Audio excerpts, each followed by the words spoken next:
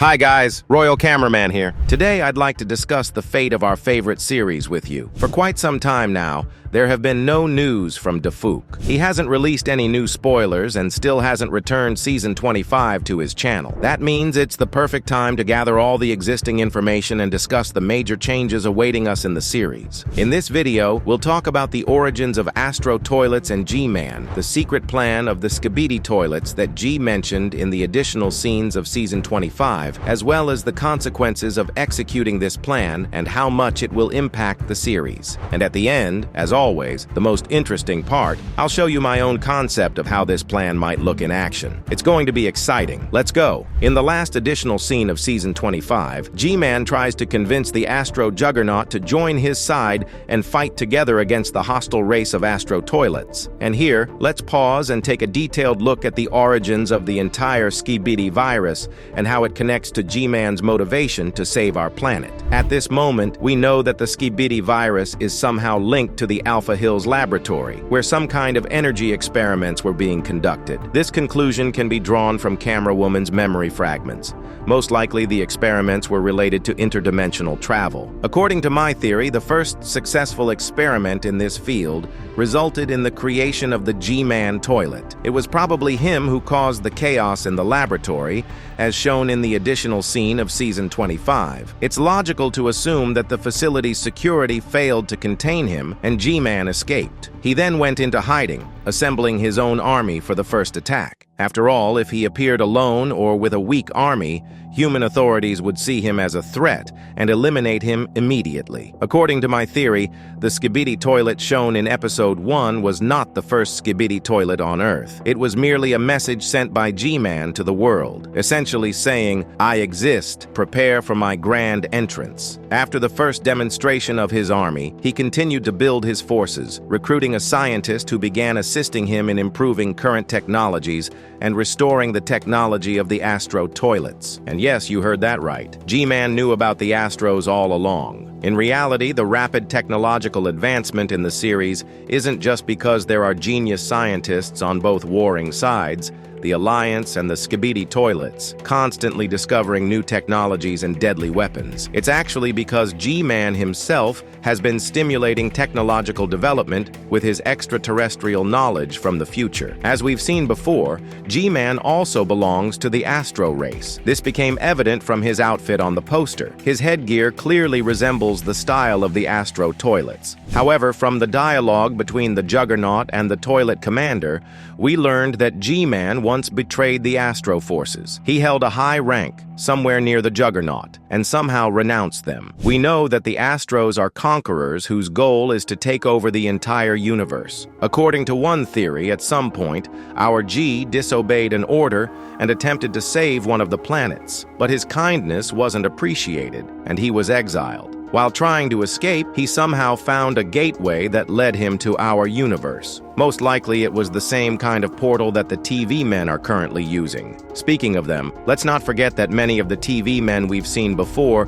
were also former workers of the Alpha Hills laboratory. It's very likely that they gained the ability to open portal gateways as a result of those experiments. So, when G-Man arrived on Earth, he started building his own army to resist the Astro invaders. Earth was his last hope to defeat this cosmic evil, so he used all available resources, seizing as much territory as possible to strengthen his existing army and catch up with the technological advancements of the Astro toilets. However, his grand intergalactic rescue plan was perceived by Earth's inhabitants as a threat that had to be eradicated. This led to the formation of the Alliance, consisting of TV men, cameramen, and speaker men, opponents of the skibidi toilets. The Alliance was unaware of another alien civilization that posed a threat to both sides of the earthly conflict, so they did everything they could to sabotage the skibidi toilets. G-Man repeatedly tried to warn the Titan warriors of the Alliance,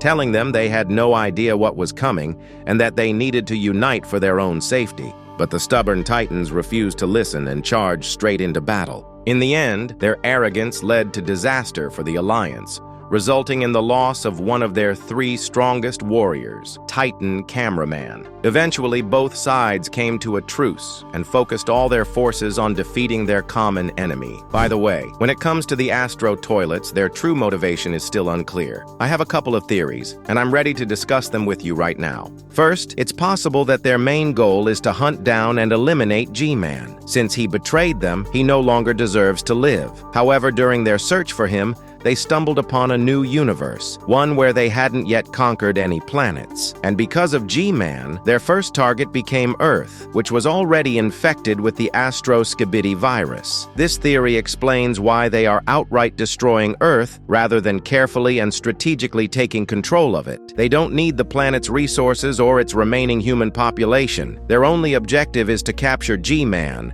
who is hiding somewhere on this massive planet. By systematically bombing Earth, they believe they will eventually destroy G-Man's hideout and eliminate the traitor. Their goal is to wipe out any possible location where he could be hiding. The second theory is that the Astro Toilets, much like the Viltrumites from the series Invincible, are a kind of supreme race that terrorizes all existing planets by sending their warriors to conquer them. However, G-Man became so attached to Earth that he decided to protect it and rebel against his own kind.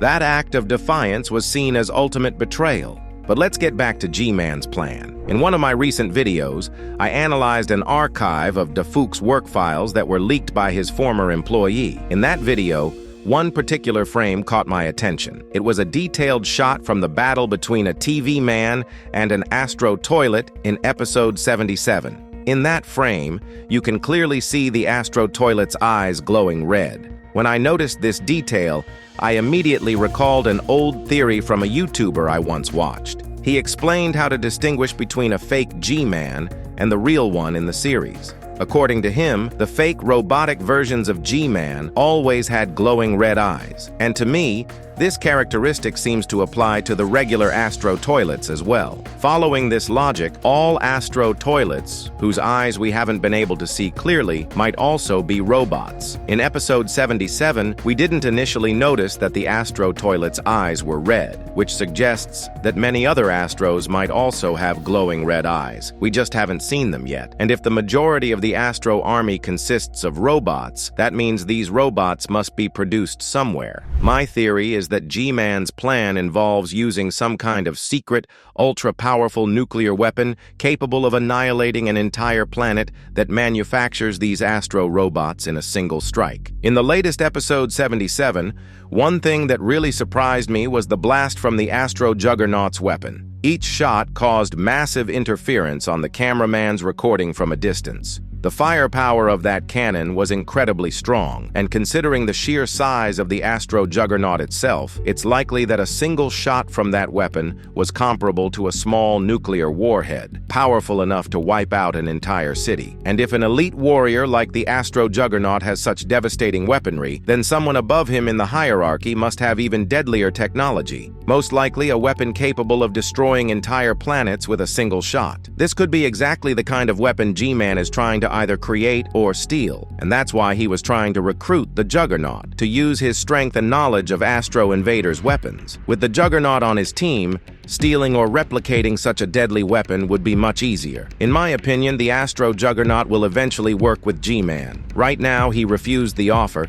but the seed of doubt has been planted, and over time it will grow, leading him to switch sides. Let's not forget that right after the Juggernaut refused to betray the Astro Toilets and left things as they were, his loyalty wasn't appreciated or rewarded. Instead, he was scolded for letting the enemy escape. This kind of disrespect from higher-ranking officials toward their subordinates is a key narrative hint. It suggests that in the future, the Juggernaut's choice might shift toward cooperating with G-Man. Now let's discuss how G-Man's plan could impact the future of our favorite series. A long time ago, many YouTubers speculated that the fate of the series was leading to future episodes taking place in space. After all, that's where the Astro Toilets originally came from. And to defeat the enemy, you need to return to where it was born. Space episodes are inevitable, and I can easily prove it. We still don't know the exact size of the Astro Toilet army. They didn't even bother to send the Duke to our planet. Earth is not their #1 priority. Out of all the truly important figures overseeing the front lines, only the Duchess was sent. Her appearance confirms the theory that Earth is merely a secondary objective. Capturing it is not mandatory and can be postponed if necessary. Even if the Alliance, together with the skibidi toilets,